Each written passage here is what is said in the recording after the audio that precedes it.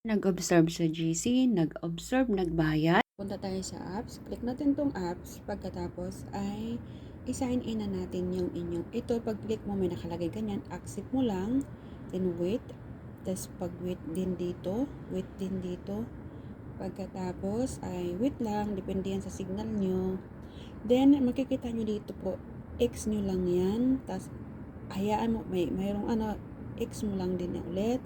Tapos mayroong nakalagay dito na naman na X mo lang yan, then close the video and then accept.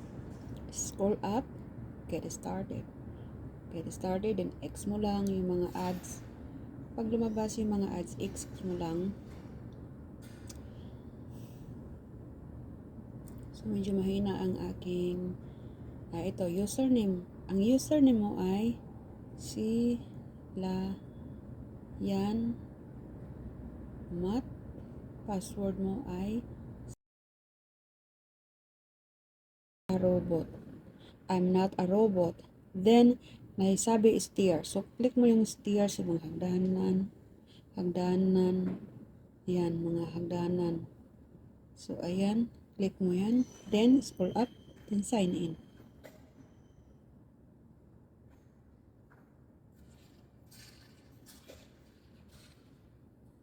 And then, nakalagay dito is welcome to PMAT.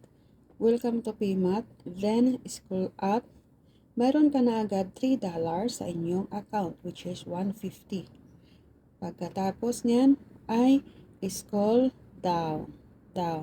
Makita nyo itong 3 dots line, i-click nyo po yan at andyan na po ang iyong pangalan, username, and then anong araw kang pumasok. Then, scroll down, up, makikita mo itong SYS, ayan, SYS, click mo yung SYS, and then dito ka na siya magsusolve. Pili ka ng solving. Ayan, susolving.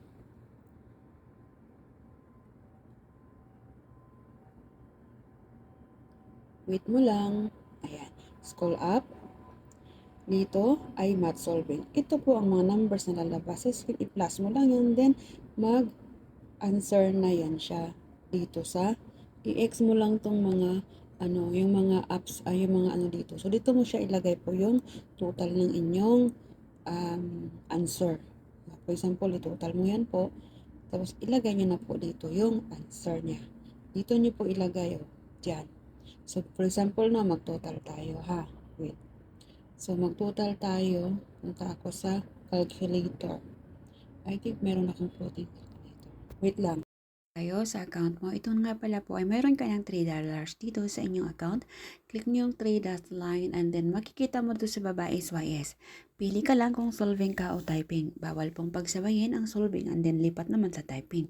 So kung saan ka mas favor, mas okay sa'yo is doon ka. For example, ito, i-click natin tong solving.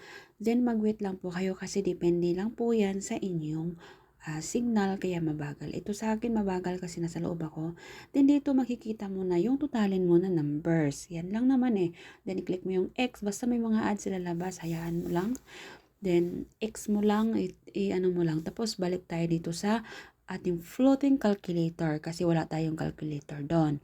So, ang gagawin mo guys, i-click mo lang yung apps mo na floating calculator para mapunta na sa inyong screen sa inyong cellphone. And be sure na naka-install ka na. Andyan po yung video sa aking white day. You can check kung sa ano pong klaseng floating calculator kasi marami pong floating calculator. So, dito, andyan na po yung ating floating calculator. Ayan, pwede mo siyang lipat-lipat, paggalawin, ganyan. Then, pag gusto mo siyang paliitin is i-click mo lang yung negative sign. Pag gusto mo namang palakihin is i-plus sign mo siya para lumaki yung calculator mo. So, ayan, nakikita mo may na tayong numbers. Hindi masyadong klaro yung numbers ko kasi sa cellphone ko gabi kasi. Then, i-plus mo lang po yan. Ayan, i-plus mo lang yan. For example, ganyan. So, i-total mo lang yung dalawang nasa nakikita mong plus. Pagkatapos niyan ay equal, ang answer ay ilagay mo dito sa space bar na nakalagay dyan. So, itotal mo po yan ngayon. So, kung may lalabas na ads, as I can see na talagang wag nyo po siyang i-click, i-X mo lang ng i-X yan. Kumbaga, ignore ba? Then, close video. Magbasa rin kasi para hindi kayo Lito. Then, ayan, may ads na naman. So, una pa lang guys, pag bago pa lang kayo, ay hindi kayo sanay pa. Pero sa mga encoders ko na medyo matagal na, taon-taon na sila, is sanay na sila, master na nila, taka memorize na nila. So, ayan, itotal mo na siya, di ba? Yung numbers. Total lang, basic lang dito guys. Ang maganda dito kasi sa kay PMB kasi pwede sa bata, matanda. Basta may cellphone ka, kaya mong kumita. Basta may mata ka, mayroon kang data, wifi, kahit nakahiga ka pa dyan para karang nakipag-chat, pwede ka dito guys. So ayan, ilagay mo na, maglalaman mo siya kung correct yung answer mo kapag magsabi siya na wow, congratulations, your answer is correct. Sa kada correct mo ay mayroon kang 1 point. Ibig sabihin, naka 1 points ka. So, the more marami kang masolve dito is the more points ka. By the way, ang conversation, ang rate pala dito kay PMAT is 1,000 points is equivalent to $1. Ang $1 dito ay 50 pesos.